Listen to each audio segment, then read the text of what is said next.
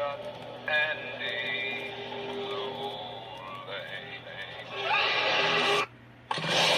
Texas Chainsaw, rated R, starts Friday.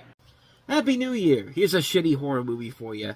Welcome to Time About the Movies, everybody. Today we are taking a look at 7 films on this episode of January 4, 2013, aka the 2012 Leftovers. Before we get to these, let's talk about the biggest new release of the weekend, which is Texas Chainsaw 3D.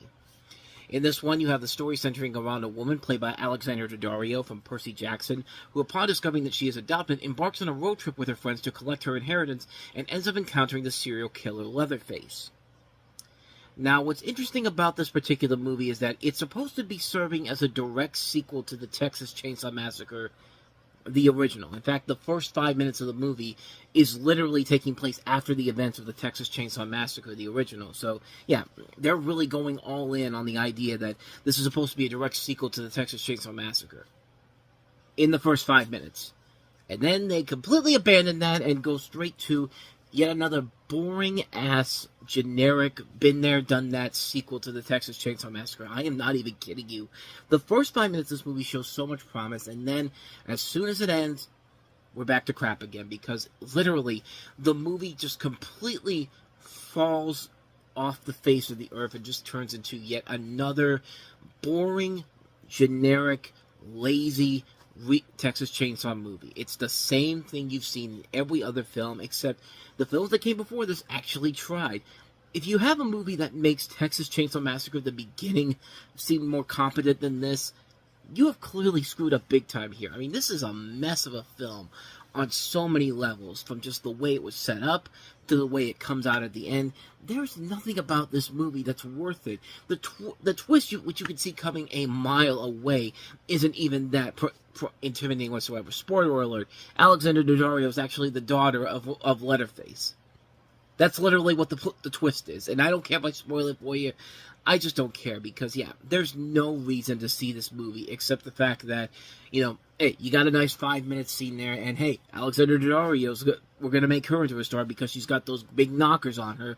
Well, technically, this was just before stuff like True Detective and all that, but yeah, they were basically putting her in there because, yeah, she's got a body that could kill, and the boobs to top it off too. But yeah, this is a bad movie. This is a really, really terrible movie, and what a wonderful way to start the new year off, honestly. So with that said, we got rid of the crappy film, so let's go ahead and get to the leftovers. We have our first one here, Britt Marling's latest film, The Sound of My Voice. It's not my choice. It's yours.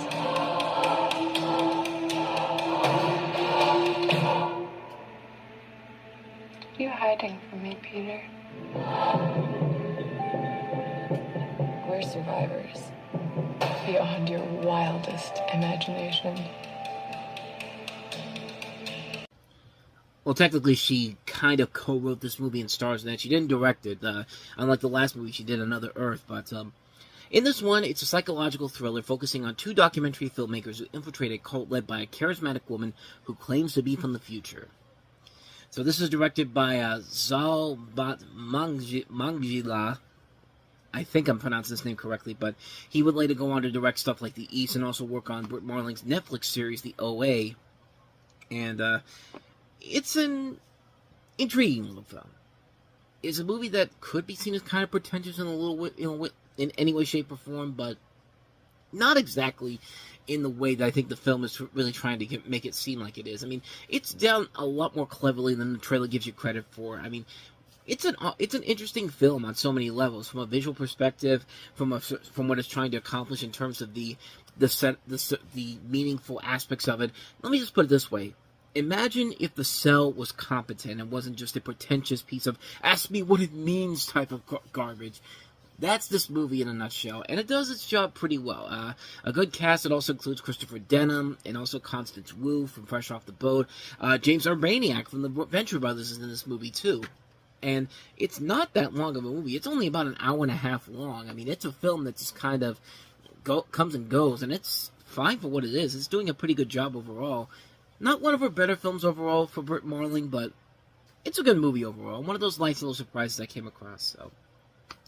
So that is Sound of My Voice. So let's go ahead and move on to our next movie, and that is The Oranges. They're just better at everything. Nina never expected that the man she would fall for would be so close to home. I think I'll go pick up a movie. I'll come with you. And neither did her family. I want to throw up. He is your parents' best friend. You're the one who told me that I should find myself a man and not a boy. The Oranges is a winning comedy with a top-rate cast. Terry, do something. Thank you, Terry. The Oranges, rated R, starts October 5th in select theater.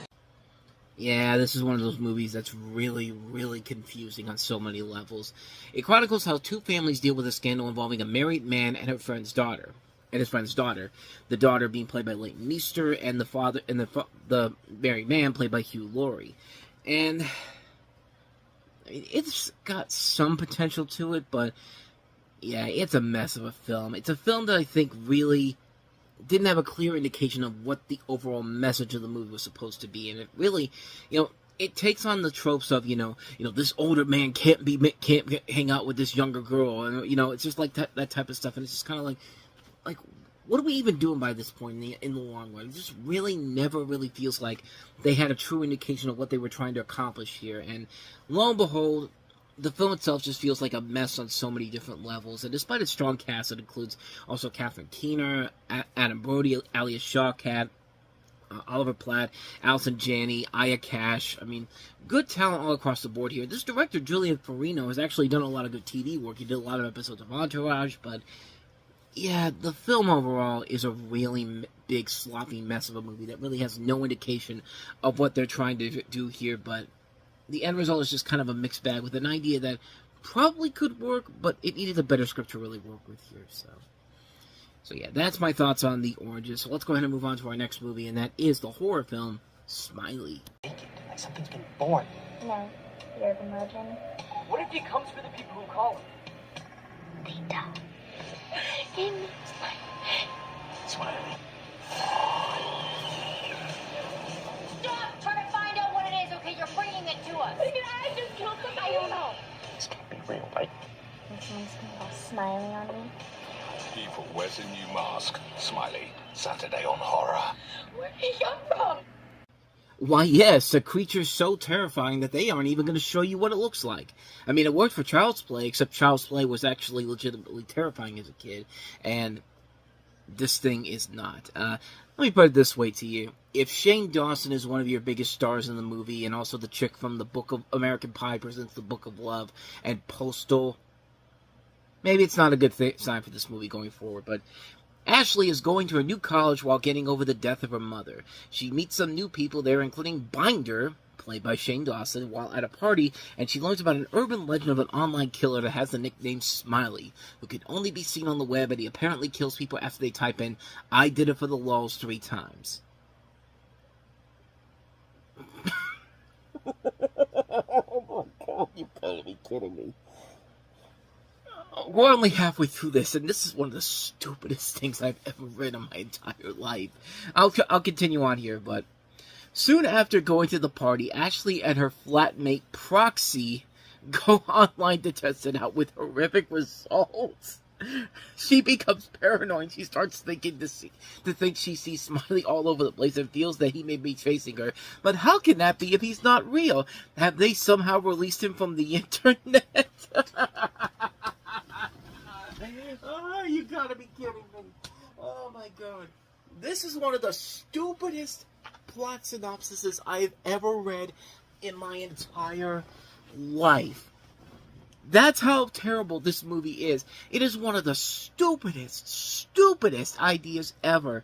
It is nothing but a lazy ripoff of Candyman and Scream and you can even throw in Smile in there, because that's literally the same kind of setup here for Smile, but Smile's different because Smile was legitimately terrifying to watch. There's nothing terrifying about this shit at all. This was a movie made at the time when 4chan was the norm, and people went on there, the filmmakers went on there to try to boost this as like a viral marketing hit, and it was just nothing like that at all. Like, This is one of the most hilariously bad movies. This is not even hilariously bad. This is one of the most abysmal movies I have ever seen in my entire life. It's not scary. It's not threatening. There's nothing even that funny about it. And shame on the people that are in this movie. Roger Bart and Keith David. Like, Keith David's a badass, man. He deserves better than this garbage. This is a fucking insult of a film. This film just is just... Ugh. But... Oh my god, that plot synopsis. That plot synopsis alone was one of the funniest things I've ever read in my entire life. It got stupider and stupider and stupider as it went on. But yeah, there you go. That's all I can say about Smiley, which is really all you need to know about how bad this movie is. So why don't we actually get to the good stuff? We've had some pretty bad stinkers all this episode, but we finally going to turn the tide around with our DC animated movies. One would think, although the first one's not instilling a whole lot of confidence in me. First off, Superman versus the Elite.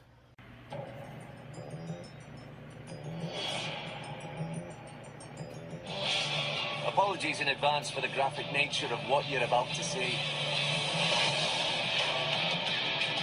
Goodbye, Superman. Hello, power. They have to be stopped. They are so strong.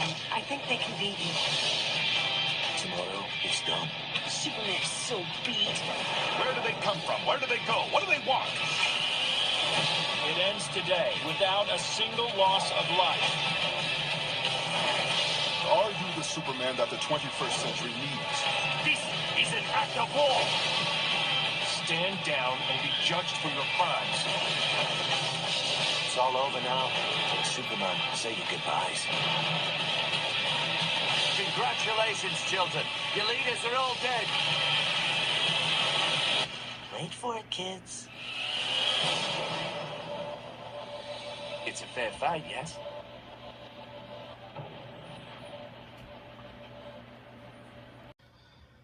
I think you can kind of see the problem of this movie right from the get-go.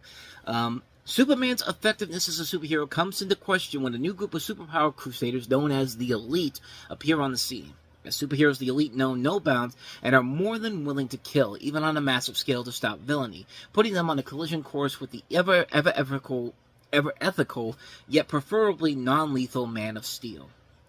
And right from that trailer alone, I was not sold on this movie, specifically because the Elite just look like the most emo hipster villain team I've ever seen in my entire life. Like, I could beat them up, and I'm not a superhero, but I could beat these little assholes up. They don't seem like they have a big plan except to just destroy the world because they're evil, and the animation in this is bizarre. Like, what the hell am I even looking at here? Superman looks less like what he looks like in past animated outings, but he looks like a parody of Superman in a story where he has a chin that would make even Jay Leno blush. Like, the Crimson Chin is more dignified than Superman in this movie, and that was a parody of Superman. But all I could think to myself was, yeah, the trailer really was not making me want to see this movie, and I'm kind of glad I waited until later on down the road to see, because man, this is a dull, boring-ass movie.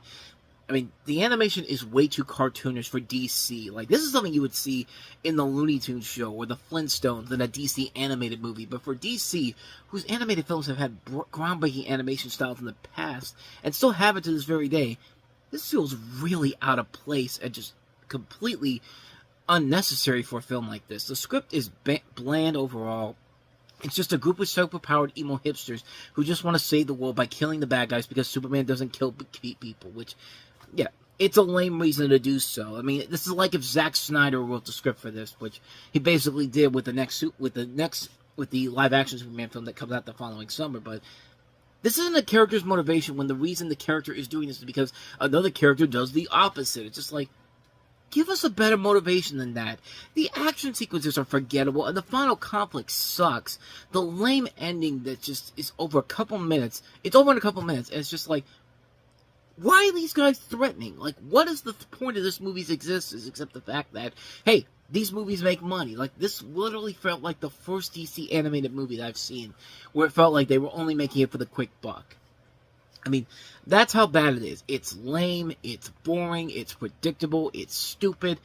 It's just a big waste of time. The Elite are terrible characters, the script is really bland, the action sequences are terrible, the animation is terrible. It's just a bad mess of a movie, man. This is a movie that is should be so much better from DC, who make these great movies, and then this one just comes and just dismantles it altogether. So, yeah, needless to say, you can avoid Superman vs. the Elite like the plague. So, why don't we get to a good DC animated movie released in 2012, and this was one of their best ones overall, Batman: The Dark Knight Returns, Part 1. The war goes on. Obviously, this is based off of Frank Miller's The Dark Knight Returns from 1986, which is easily considered to be one of the greatest graphic novels of all time. This is not the first time this has been adapted into a form of entertainment, as Batman the Animated Series actually did this with Legend of the Dark Knight, where you had Michael Ironside playing the role of Batman.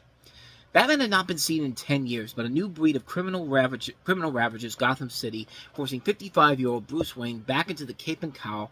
But does he still have what it takes to fight crime in a new era?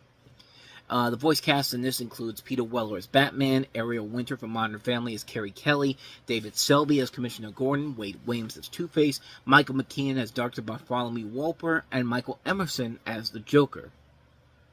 Now, to adapt one of the best-known stories in comic history is one of the most difficult things to do, and without a big writer and director that could have handled such a project, there's a lot of doubt here. The director of this is Jay Olivia, who, the last movie he directed was Green Lantern Emerald Knights, which wasn't that great overall, but you got a writer like Bob Goodman, who's done very well with adaptations of DC properties in the past, working on both the animated series of Batman and Superman, Static Shock, the Zeta Project.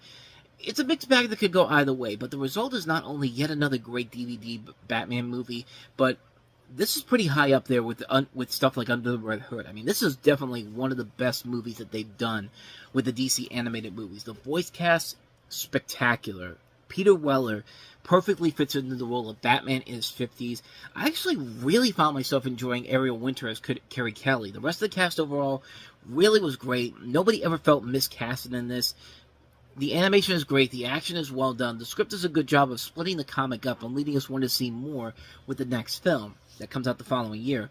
This definitely is a really good animated film from DC. This is the antithesis, the opposite of what Superman vs. the Elite was. It's just a great adaptation of one of the greatest novels of all time, Batman: The Dark Knight Returns Part 1. Terrific start to this series overall. So we have one more DC film to look at here. Let's see which one we'll get. Will we get the bad one? Will we get the good one? Let's see what Justice League Doom. You each have a personal vendetta against the Justice League. Their deaths would serve my goals. You've all tried and failed to kill members of the League on multiple occasions. Everybody take what you can and get out. It's the Justice League. Say goodnight, Ace. Savage has foolproof plans for how we can destroy them. Kryptonite bullet. I will pay you $100 million after you destroy the Justice League. Take them down.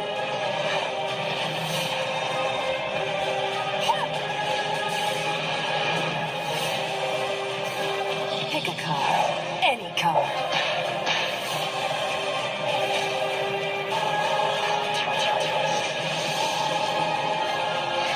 Before, I broke the bat. Today, I break the man. Welcome to the Legion of Doom.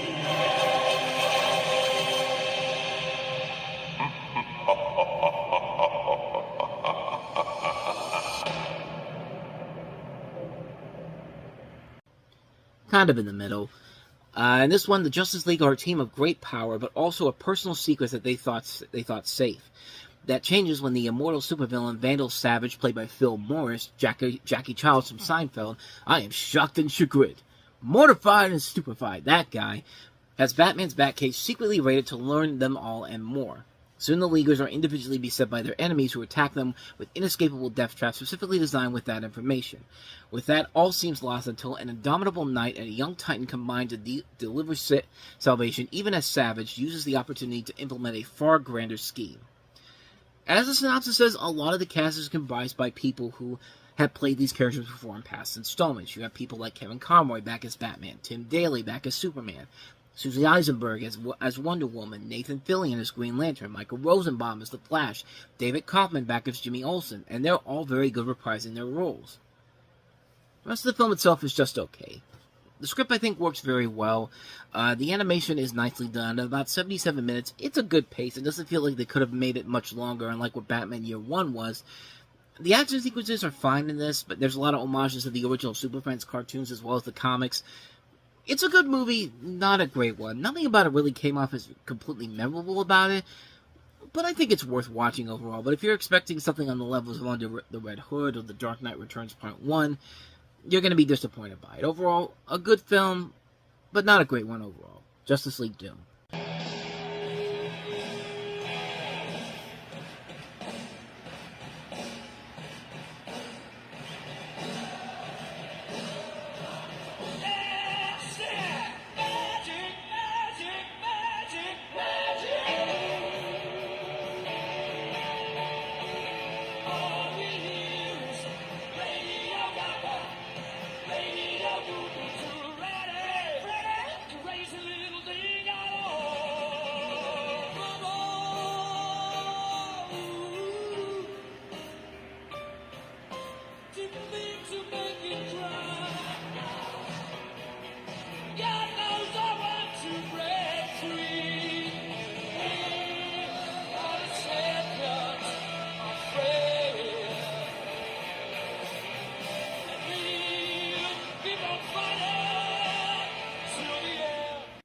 And Freddie Mercury indeed kept on fighting until the end, until the AIDS virus got him in 1991, sadly. Welcome to Time About the Movies. We are going to take a look at the two films released on January 11, 2013. But before we do that, as I said before, there were two films I forgot to put in the last video, the 2012 Leftovers, because I completely forgot the dates that these were coming out on. But they were both on my best and worst movies list from that particular year. So we'll start off with this one here, Hungarian Rhapsody, Queen Live in Budapest, 86. Now, this is a film split up into two different segments. It's a 25-minute documentary that starts the movie off as, it chronicles the 1986 world tour that they were on, the Magic Tour, and shows exclusive interviews from 86 featuring the members of Queen and talking about the songs they were producing at the time, some for the soundtrack of Highlander, and talking about the tour itself. The second part of the film is the Budapest concert from the tour, with concert footage interspliced with Queen visiting some of Budapest's great sites. And I honestly believe that Queen is up there with some of the greatest things to happen to music ever. They had just as many memorable songs as the ones I mentioned did in this movie, featured all those memorable songs. Bohemian Rhapsody, Under Pressure, We Are the Champions, We Will Rock You, Who Wants to Live Forever, just so many more. They are arguably the greatest rock band ever. I don't care what anybody says. Queen is up there with some of the greatest rock band of all time. I mean, Bohemian Rhapsody is the greatest song of all time. I don't care what anybody says. It is legitimately the greatest song of all time. This is also one of the last major concerts for Freddie Mercury before he actually found out he was HIV positive, making it Queen's last tour. One of the big questions I have of this movie is, out of all the concerts that Queen did on this tour, why choose this one to make a movie? I mean, why not the last Queen concert they ever did, which was still a couple of years away? It's just something I thought was kind of interesting, that the Budapest one in particular is the one that they decided to go with here. But despite all that, this is still a fantastic movie to watch. Being such a fan of Queen's work, it was great to see this on the big screen, to have that concert experience. While watching it, you really do feel like you're at a Queen concert. It really was a fantastic theatrical experience, and one of the more enjoyable moments I've ever had in a theater. And yeah, you had to search it out for theaters, but luckily you can find it out there on DVD and Blu-ray as of now. But I'll tell you this movie is what Bohemian Rhapsody should have been. Bohemian Rhapsody is okay, but it's basically a generic music safe and marketable biopic that goes down that doesn't want to tell the real story behind this. And you get more emotion from this concert film than you ever did from Bohemian Rhapsody. I mean, that movie, I'm gonna get more into it when we get to 2018, but at the same time, it's just like this is what Bohemian Rhapsody should have been. A theater-going experience that you'll never forget. This one is definitely the much better film than Bohemian Rhapsody is. I will take that to the grave. Hungarian Rhapsody, Queen Live in Budapest, 86. Seek this one out if you have not seen it. It is one of the year's best movies, easily. Now let's take a look at one of the worst movies of the year, and really it's not much of a surprise because it's A Christmas Story 2. The official sequel of A Christmas Story was bullshit. It's the most beloved Christmas story of all time. And this holiday season, Ralphie is back. Ralphie? Ralphie? Now he's a bigger kid with an even bigger wish. Holy jeez. A Christmas Story 2, the official sequel. The timeless tradition continues with all your favorite characters. Randy. Zurg's minions are everywhere. I just can't trust that son of a... Ralphie's best pals, Flick and Schwartz. Oh, here we go. Elf fight. Mom. Pete's sake, no. I heard you sniffle. And the old man. It's a clinker. Second. Nugget. Sucker. And an all-new, heartwarming movie. I want to see what it's like behind the wheel just once.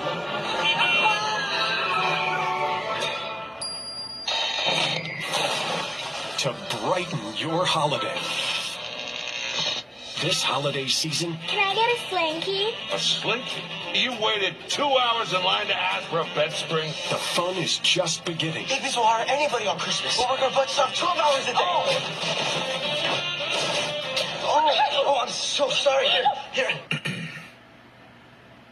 And family is a gift. You should be honored your father lets you go with him. Ralphie didn't get to go fishing till he was well past puberty. Ralphie has all the luck. That keeps on giving. This is for you from Aunt Clara. That is too adorable for words. Because when I think of an official sequel to A Christmas Story, I think of, grabbing every single reference from the original movie and putting it in this movie. No joke. That's all this movie is. It's just, hey, remember this from A Christmas Story? Remember this from A Christmas Story? It's all of that, except it's even worse than you could possibly imagine. This movie is such a disastrous mess of a film.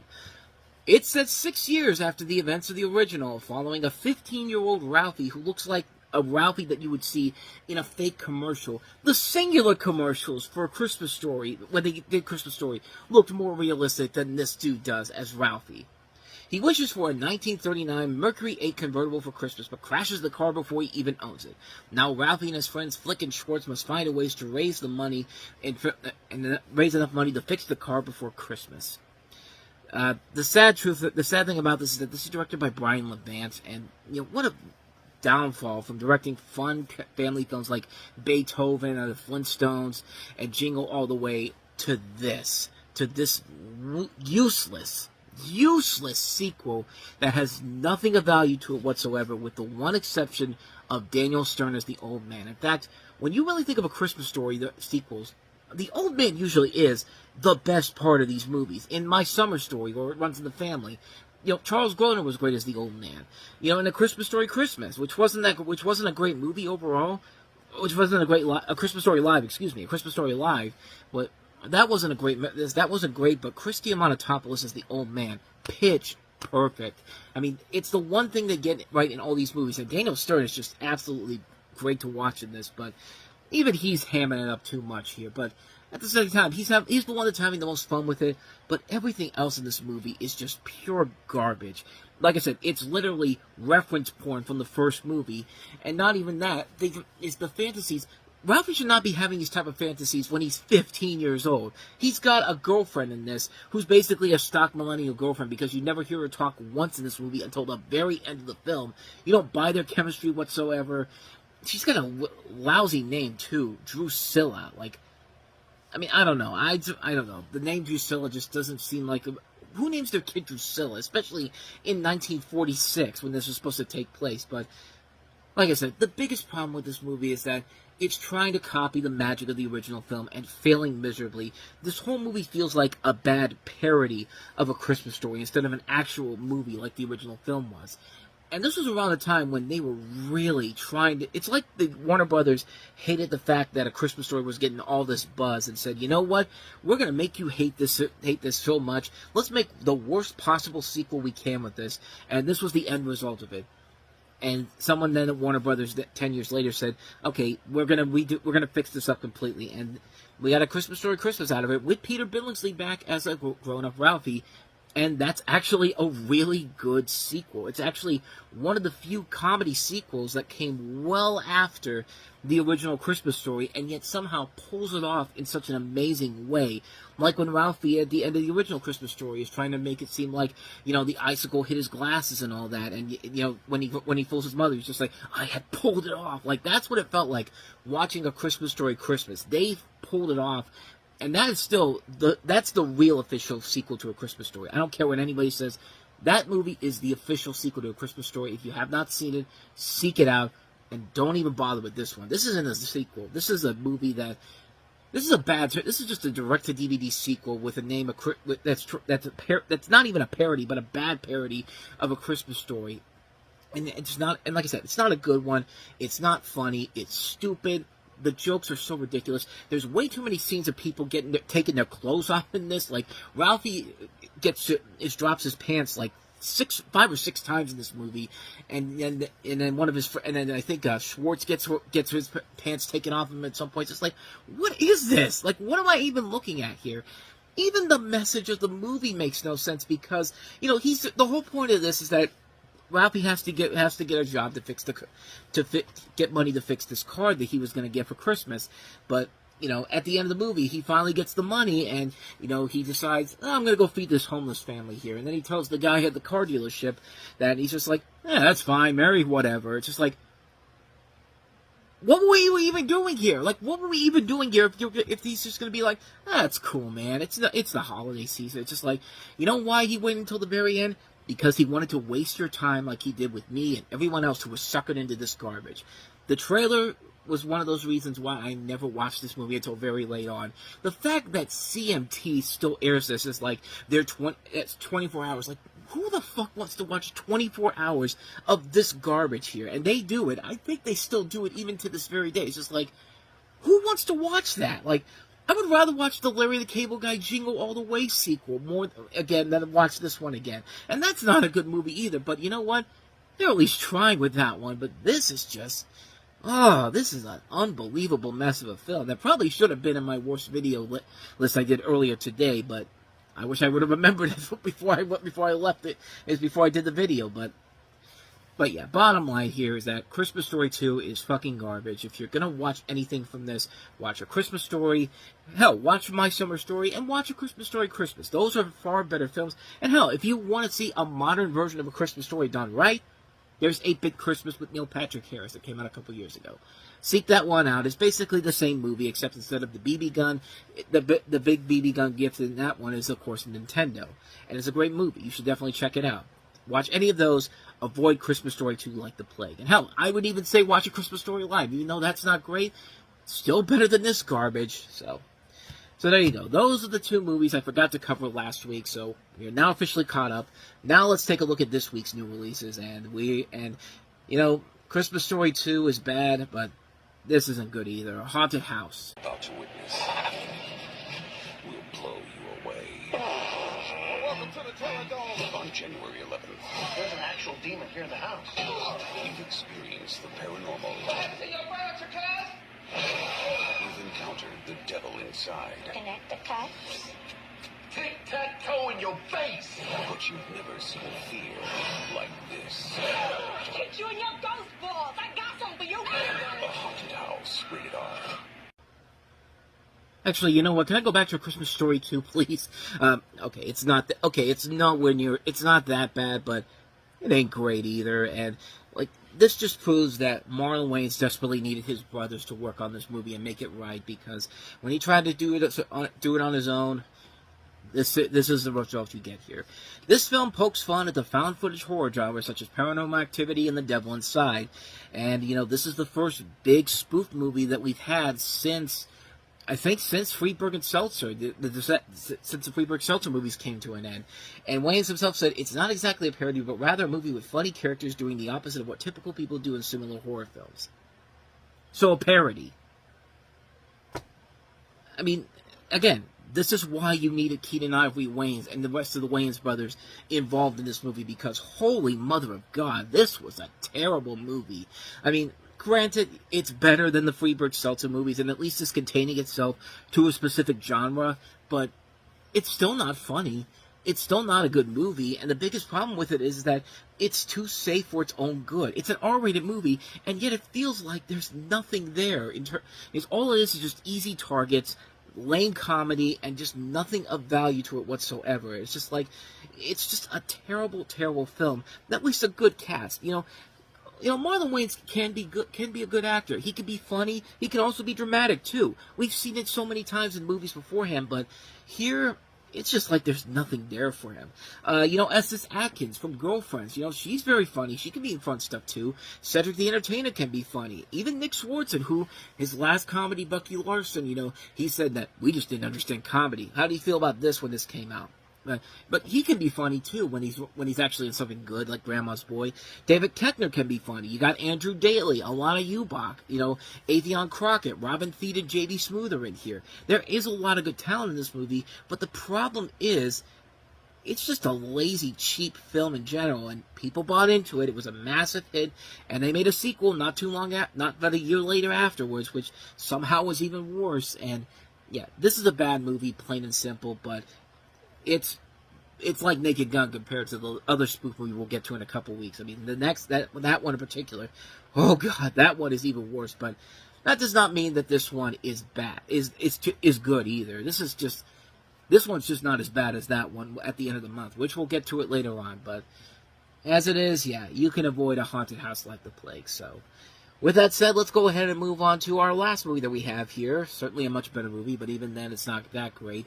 Ruben Fleischer's Gangster Squad. Los Angeles is my destiny. I'm going after Mickey Cohen. We gotta die something.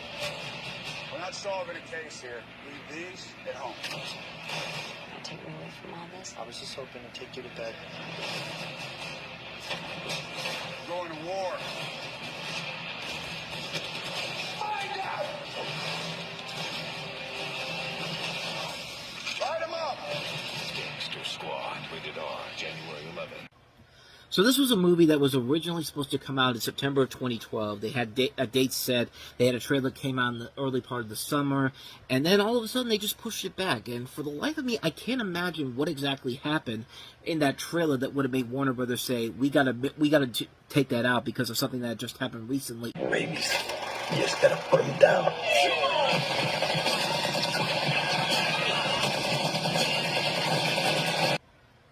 Oh, yeah.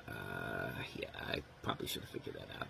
Okay, I did kind of know that. Obviously, the movie theater shooting in Aurora during The Dark Knight Rises premiere, which happened 7 weeks prior, led Warner Brothers to delay it so they can reshoot the old sequence from when the gangsters opened fire at the Chinese theater, which it's a shame because that's a cool-looking shot in the movie, but unfortunately, just the bad timing of the Aurora shootings and all that, you can understand why they got rid of it. But at the same time, though, it probably wouldn't have helped the movie in the long run, unfortunately. Set in 1949, you have a group of real-life LAPD officers and detectives called the Gangster Squad, and they're assigned to bring down crime kingpin Mickey Cohen, played by Sean Penn. You have a cast that includes Josh Brolin, Ryan Gosling, Nick Nolte, Emma Stone, Anthony Mackie, Giovanni Ribisi, Robert Patrick, Michael Pena. And this is directed by Ruben Fleischer, like I said, who did Zombieland in 30 minutes or less. I mean, it shouldn't be make for a bad film. Unfortunately, the film is just it's just a bland gangster film, and not even a good gangster film, unfortunately. It's bland stock characters. There's nothing intriguing about this world in general. It's just a really bad film in general. I think David Spade actually said it best when he compared the differences between David Spade said it best. I'll just say that. David Spade said it best. This was really good the first time I saw it when it was called The Untouchables, because it's literally like The Untouchables. The Untouchables was a much better movie. This, yeah, it's just unfortunately the same gangster film we've seen done to death since The Untouchables. The Untouchables did it best with Brian De Palma directing it, and that cast included Kevin Costner and Sean Connery and Robert De Niro, but this is a really lazy film, and despite everybody doing the best they can in terms of casting, I mean, the script overall is a mess. This is a good writer that wrote this, Will Beall, who wrote Aquaman. He also wrote Bad Boys Ride or Die. He wrote Beverly Hills Cop Axel F. So he has written a lot of good stuff, but this one just feels like, I don't know what went wrong with this, but it's just a bland, generic gangster film. And another one with Sean Penn in it, Mulholland Falls, which the only reason that movie has any memorability to it is the fact that Jennifer Connelly gets hella naked at the beginning of it, which the only reason this movie has any other interesting things about it besides that shooting scene in the theater, Emma Stone in this is pretty sexy. I mean, hey, red will do it for me, and she looks like the equivalent of a Jessica Rabbit situation in this. I mean, that's pretty much it. But other than that, though, it's just a boring gangster film with nothing of value to it. A movie that should have been so much better than it actually is, and it was a major, major letdown. I was expecting so much more from it, and it just wasn't there. Such a bust of a film in general. And yeah, you could say that the theater shooting kind of fucked it over in the end, but even then, the movie couldn't have been saved at that point. It's just kind of a bland, generic gangster film. You expect so much more from it, and it's just not there, sadly. So, yeah, that's a skip on Gangster Squad, unfortunately. Lily were alone in the wilderness for at least 5 years. How they survived is unexplainable. Hey, girls, I'm your Uncle Luke. I think someone's coming to visit them. Oh. Is she here? In this house? Oh, you promised!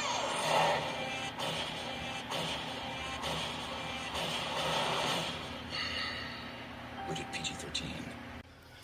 You better shut up about your goddamn mama. I'm sorry. Welcome to Time About the Movies, everybody. We don't have an intro this week just because.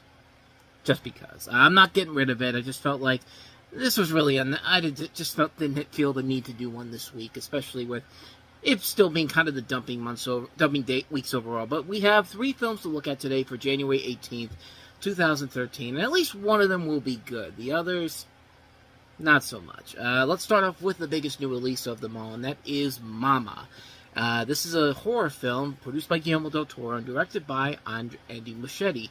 Andy Muschietti, who would give us It, Chapter 2, and more recently, The Flash.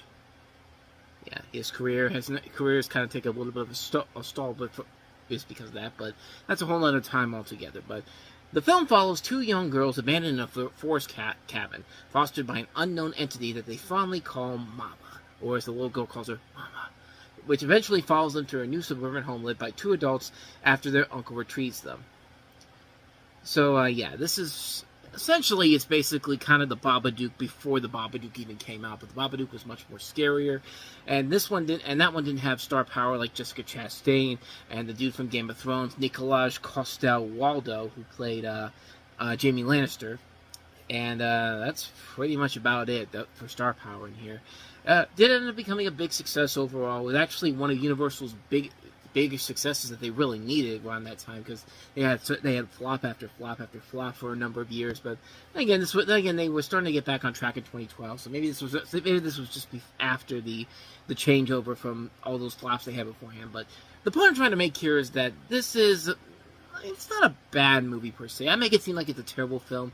It really is not. It's a movie where it's a movie that you could tell this is a movie that Guillermo del Toro worked on, because he's not giving you the traditional, cheap, lazy scares like you have in a lot of horror movies. I mean, 2012 was a really, really bad year for horror films, but this is the Guillermo del Toro that gave us stuff like The Orphanage and Pan's Labyrinth, and these movies where, what was the other one he did? Was it him who did the, maybe I can find it on here. He did a movie back in like 2001, I think it was. It was kind of like this.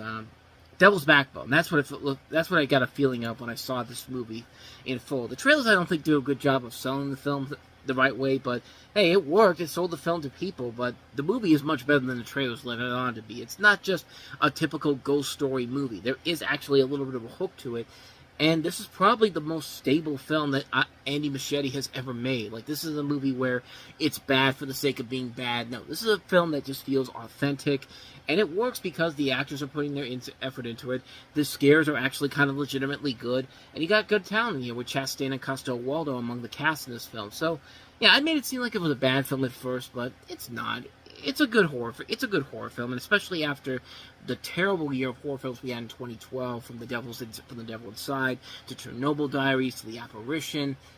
I mean, we needed a good horror film to come out at some point, and sure enough, this one actually does work overall. So, not great, not amazing, but pretty good overall. If you're looking for one that actually does work, look for this one here. Mama is definitely one to check out. So now let's get to the real garbage of this weekend, and that is Broken City, a movie that's so terrible. Who needs reviews from professional film critics when we can do the next best thing? Let's go to Twitter and get some reviews. I am not even kidding. That was an accident.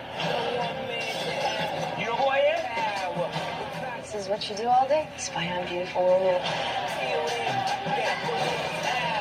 You see, Billy, there's some wars you fight and some wars you walk away from. So I'll walk away.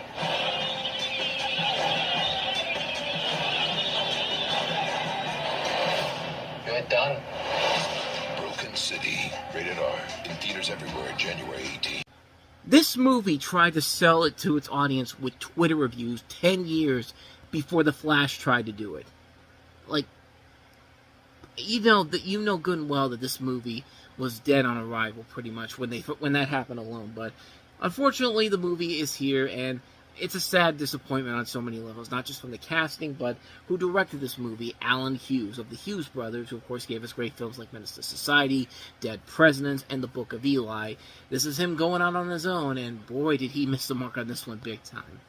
Mark Wahlberg stars as a police officer turned private investigator, and Russell Crowe is the mayor of New York City, who hires the private detective to investigate his wife, played by Catherine Zeta-Jones. You also have characters played by Barry Pepper, Kyle Chandler, Natalie Martinez, and Jeffrey Wright. And yeah, this is not a very good film overall, and despite the good cast involved in here, it just doesn't work because it's just not an intriguing storyline whatsoever. It's not a movie that's entertaining. It's not a movie that really is investing on so many levels. I mean, we've seen this movie done before so many other times. City Hall back in 1996 almost copies the same storyline. And, I mean, not really everything about it, but to a T, it almost copies the exact same setup here, and it just doesn't work. I mean, these actors are better than this. These are actors that deserve a lot better than this movie here.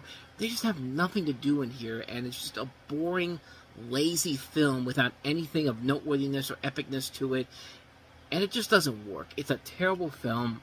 It easily is the worst film of the weekend, and it definitely is a film that they thought they were going to have this be the big Oscar contender because, hey, we got Mark Ruffalo, we got Russell Crowe in here, and Catherine Zeta-Jones, and it just wasn't that. They knew it was bad. Ship it off into January and let it get killed by, Mama. We could say like, oh, we didn't know that movie was going to do very well. And like, bitch, of course you did. That's why you put it out there. So anyway, that is Broken City. Not much more to say about that one. So let's go ahead and wrap this show up by taking a look at our last movie, which is easily the best movie of the week and one of my favorite movies of the year. Arnold Schwarzenegger, after his time as the governor of California, is back again in movies, and this time he is back in a big way with The Last Stand. It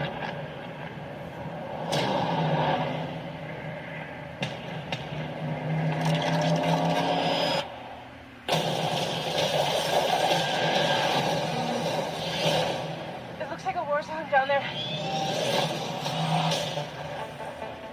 Hey, Sheriff. Almost didn't recognize you in plain clothes. Oh, it's my day off.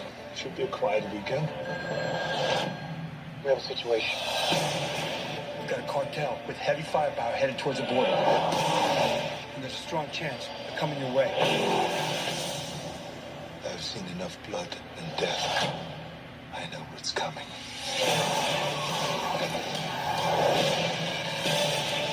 I'm not gonna let that guy come through our town.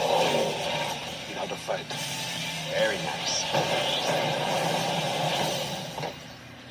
How are you, Sheriff? Old.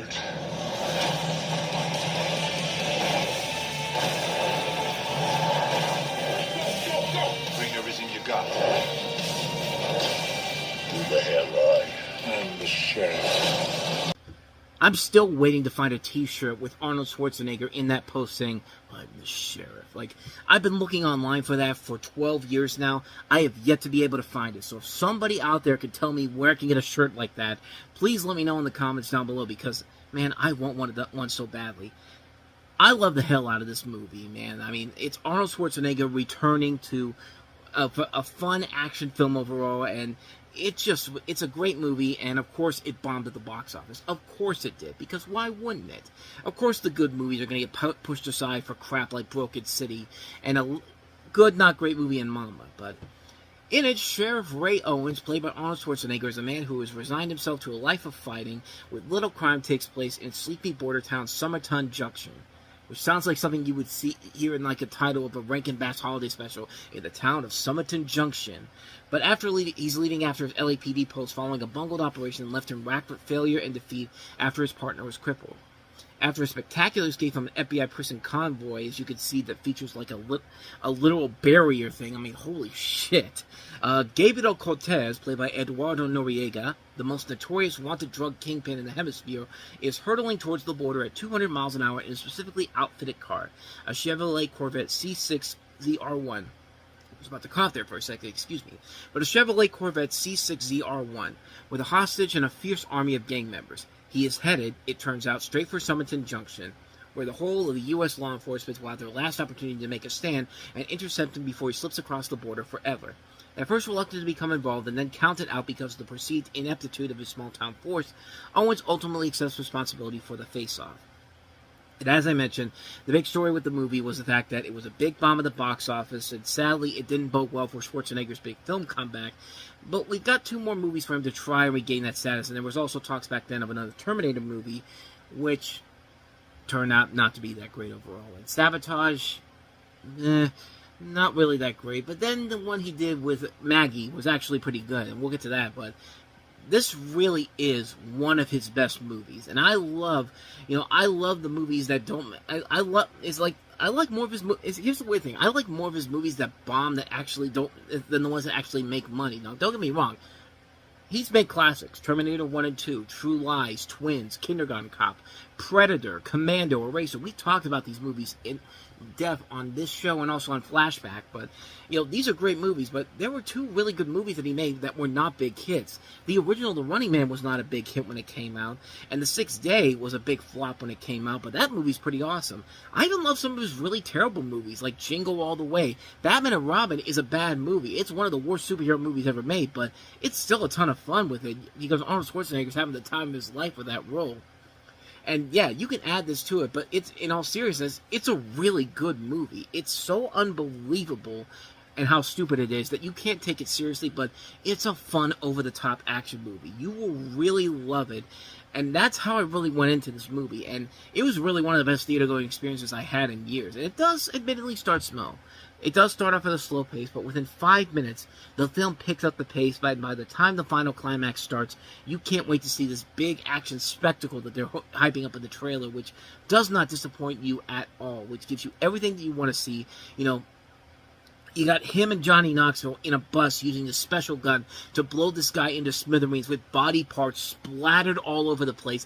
And the others where this kind old lady just grabs a shotgun, shoots one of the crime lords through a window, and both of this happens within 2 minutes. And I was laughing so goddamn hard when I saw this the first time. I mean, that's how hilarious this movie's over-the-top ridiculousness is. Yeah, the rest of the cast is mediocre. They're your typical stock characters. The villain is very generic, and he has one of the most cartoonish voices I've ever heard in a movie before. And he's supposed to be this big bad drug lord. He sounds like a freaking cartoon character. He sounds like Roger Rabbit, really. And yeah, that's kind of the negatives about it, but despite all of that, this is still a really, really fun movie. This is a solid, over-the-top action flick with a lot of flaws going against it, but at the same time, it's not meant to be taken seriously at all. It's about going to the movies, turning your brain off, grab a bowl of popcorn, grab a drink, and just have the time of your life. And that's exactly what happened here. And it was something that I really needed, because I had seen some bad movies up to that point, and this really was a film that I had to see, and I was not disappointed by it at all. This easily is the best movie of the week, one of the best movies of the year, The Last Stand. If you haven't seen it and you're a big Schwarzenegger fan, what are you doing with your life, man? Get up for your ass and go see The Last Stand. It's one of the best movies of the year, and one of Schwarzenegger's best, in my opinion. My name is Gretel, and this is Hansel. We almost died at the hands of the witch. Now, we hunt them for a living. I'm not going to have you telling me what to do. That's no ordinary witch. There's something else going on here. Burn them all. She's trying to open the gates of hell.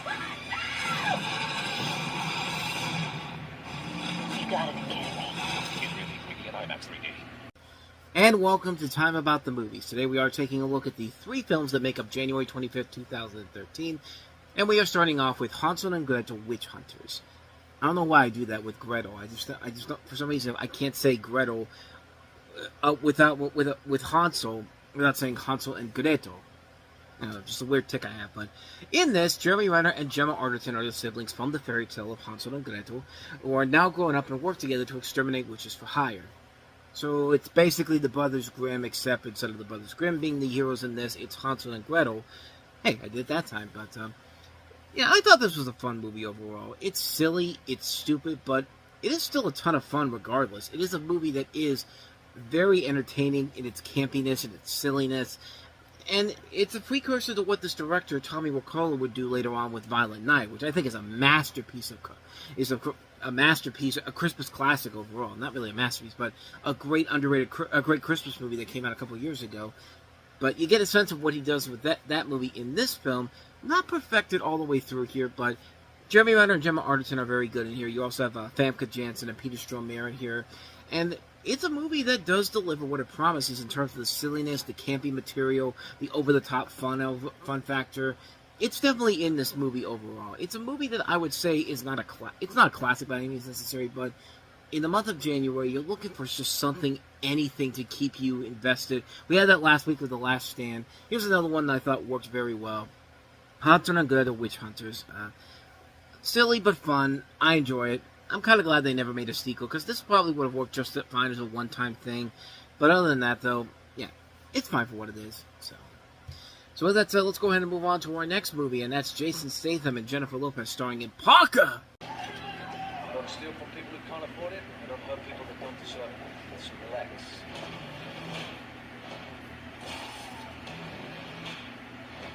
Who the hell are you? Parker. His crew stole his cut. On January 25th, there was a problem with the job. He's stealing it back. How do you sleep at night? I don't drink coffee after 7. Parker. In theaters January 25th. Had to throw in the little J. Jonah Jameson in there for that. I mean, what else am I going to do that with a movie called Parker? But what that trailer does not show you is this particular scene. I don't know what you're into, but whatever it is, you're gonna need somebody who knows the territory. Take off your clothes. What? I have to know if you wear it a while. Don't ask me any questions because I'm only going to tell you what I want to. You know, he wasn't checking to see if she was a spy. She just wanted to see her with her clothes off. I mean, who wouldn't want to see Jennifer Lopez with her clothes off, pretty much? But that's beside the point here. This is Parker, based off of a book by Donald E. Westlake, who wrote it under the pen name Richard Stark, and it centers around Jason Statham, who plays he's a thief, but he has kind of like a Robin Hood-esque type code here, you know. His whole thing is that he doesn't steal from the poor and hurt innocent people, and he's asked to join 4 others in a group on a job. 2 of them played by Michael Chiklis from The Commission, of course, Fantastic Four, and you see Wendell Pierce in the movie. They pull it off flawlessly, but then they tell Parker that what they got can help them set up another job, which will net them even more. But Parker doesn't want to join them and asks for a share. But they need it all, so they try to kill him. They dispose of the body, but someone finds him still alive and takes him to the hospital. After recovering, he sets out to go back after the ones who tried to kill him, another one of his codes, and despite being told they are working with a known mobster, played again by Nick Nolte in one of his two gangster films this year, 2 mobster roles this year, because he had Gangster Squad earlier in the month, who was not aware of, which he was not aware of. He still wants to go after them. He learns where they are and poses as a wealthy Texan looking to buy a house, so he hires a real estate agent played by Jennifer Lopez to show him around. He's actually trying to find out where they're holed up, and when they find him, he sets on a plan to get them, but when they learn he's alive, they contact the mobster to take care of him, so the mobster sends a killer to take care of him, and Leslie also finds himself intrigued with him, so he follows him. So yeah, it's pretty chaotic and kind of formulaic for a story like this, you know, a thief getting revenge on somebody for a bad job overall. But the film overall, I think, works fine on its own merits. I think it is actually one of the better Jason Statham movies in general, because, you know, it's a movie where, you know, he does a pretty good job with the disguises they give him. That blonde hair you see there in the trailer actually does kind of work very well to him. And he plays the wealthy Texan in here pretty good in here. Like, I'm not expecting him to be like the rich Texan from The Simpsons and all that, but he plays it pretty well. It's also pretty interesting to see Jennifer Lopez in kind of a sidekicky comedic role in here. Like, not really like straightforward comedy in this, but she is playing a more lighthearted character, and actually does fit the mold of this of the character that she plays against with Jason Statham. And like I said, a stacked cast in this movie. We mentioned already some of the big names already, but we also have Clifton Collins in here, Bobby Cannavale, Patti LuPone, Emma Booth. So yeah, there is a lot of big names involved in this movie, and it's directed by Taylor Hackford. Of course, Taylor Hackford is the guy that gave us An Officer and a Gentleman and Ray. And I think this might have been his last film, if I'm not mistaken. He had one more after this, The Comedian, which I don't remember too much about it, but it's a decent film overall. Not a great film, but not a bad film either. It's definitely, when you think of a Jason Statham action movie, this is about what you think it is. It's about on par with one of those movies in particular. Probably one of the better ones overall, but not one I would say it's one you're going to want to watch out to see over and over again. But it is what it is, accept it for what it is. Parker, decent film. So, there we go. We've had 2 decent films. Now, let's get to the big steaming pile of garbage that wraps this month up. Ladies and gentlemen, one of the worst comedies ever made, movie 43. Something I want to ask you. There's something I'd like to ask you. How about we say it at the same time? Okay. 1, 2... Will you poop on me? What? How's your HPV? Your HPV, Veronica. I'm just carrying it. Truth or dare? Yeah. See that blonde kid over there? I dare you to blow out his candles before he gets a chance to. They homeschool their son. It's very important that Kevin has a normal and complete high school experience. Dropped your butt, fuckface. Hey guys, come check out this kid's weird view. That right there is the entirety of the humor in this. Lazy, gross-out humor, offensively bad comedy, and just wasting this incredibly stacked cast of people on a project that just had so many problems behind the scenes on its own merits. But you have a series of different interconnected short films and sketches containing different scenes and scenarios about a washed-up producer as he pitches insane stories to the lines featuring some of the biggest stars in Hollywood. You have characters played by Elizabeth Banks. You have Kristen Bell, Halle Berry, Leslie Bibb, Kate Bosworth, Gerard Butler, Josh Duhamel, Anna Faris, Richard Gere, Terrence Howard, Hugh Jackman, Johnny Knoxville, Justin Long, Christopher Mintz-Plasse, Chloe Grace Moretz, Lee Shriver, Sean William Scott, Emma Stone, Jason Sudeikis, Uma Thurman, Naomi Watts, Kate Hudson, and that's just the cast. The people involved in this in terms of the direction of these, you've got Banks again, Stephen Brill, Steve Carr, Rusty Cundiff, James Duffy, Griffin Dunn, James Gunn, Bob Odenkirk, Brett Ratner, Will Graham, Jonathan Van Tulken, who also you know from Shogun, Patrick Forsberg, James Duffy. This whole movie has so many stacked people in here, good people, and it's all spearheaded by one man, Peter Farrelly. Because he and Bobby Farrelly apparently split off to go their separate ways, and they haven't been the same since then. I mean, Peter Farrelly's won an Oscar for Green Book, which, let's be honest, he really shouldn't have had because that movie fucking sucks. One of the worst Best Picture winners of all time. But this film is definitely a very bad film. Case in point, how the film begins with Hugh Jackman, who at the time was seen as the front runner to win Best Actor for Les Miserables, but then this movie comes out where he literally plays the most eligible bachelor in the city, and he's wearing a scarf when he comes in. He removes the scarf to reveal a pair of testicles dangling on his neck. Not the Peter Griffin type of testicles, like the ones that look like testicles but really are not. No, these are straight up balls, and the whole bit is nothing but watching this lame comedy with this pair of balls here. It is unbearable to watch. It is torturous to watch. It's just an indication of how bad this movie is. Not only for the film itself, because every single segment is terrible, but the way this thing came together. Like, the whole thing about this movie is that they had everybody trying to get involved in this. They had Colin Farrell attached at one point. George Clooney was attached at one point. And even George Clooney told them, no fucking way. That was his words. No fucking way. Anton Yelchin was going to be in one. He didn't do it. Julianne Moore and Tony Shalhoub were going to be in one. They didn't decide to do it. Richard Gere had the worst luck in this movie. He agreed to appear in it, but said he would not be able to be in it for 1 year. And then Gere later contacted him saying that he was available to shoot the film, but on the condition that they do it in 4 days, relocate the shoot to Los Angeles to New York, and they did every single thing he wanted to. Richard Gere did not want to be in this movie. He tried everything to get out of it, and yet they still forced him into it. And he was not the only one that hated this experience. James Gunn said he was convinced to do the film by Elizabeth Banks and to blame her for it, and said, I didn't even get to edit the stupid thing. He also never saw the film, so he should consider himself pretty lucky. But also that you had all these... the film had to work around all these different schedules. It took him years to get this movie made. Years. And for it to turn out like this, oh my god, this is an unbelievably bad movie. Here's the thing that people need to remember about sketch comedy movies and why they work. The good ones work, you know. We're talking about your Kentucky Fried Movie. We're talking about your Amazon Women on the Moon. You know, these were coming out when Saturday Night Live was the norm, and sketch comedy was allowed to be more risque and more clever and more funnier with it. But the problem is, we're living in 2013, and even by then, the sketch comedy genre was dying out. And, you know, for every SNL and for every Key and Peele, you would get something like an inappropriate comedy, which we're going to get to later in the year, or the underground comedy movie, or extreme movie, these lame sketch comedy movies that are nothing but lousy references, poop jokes, bad gross out jokes. I mean, this one's probably even worse than all those because of all the stacked names they had in here, and how the producers and the people who made this were so hell-bent on getting this movie made that they literally threatened, is like almost doing the equivalent of threatening people to get this made. That's how bad this movie is. Like, it's a mess. It's an ungodly mess of a movie. It's a terrible film on so many levels. I mean, what more do you got to say about it? Movie 43, one of the worst comedies ever made, one of the worst movies you'll ever see. I got nothing else for you. Movie 43. If you haven't seen it, do yourself a favor and just don't. Be glad that you haven't.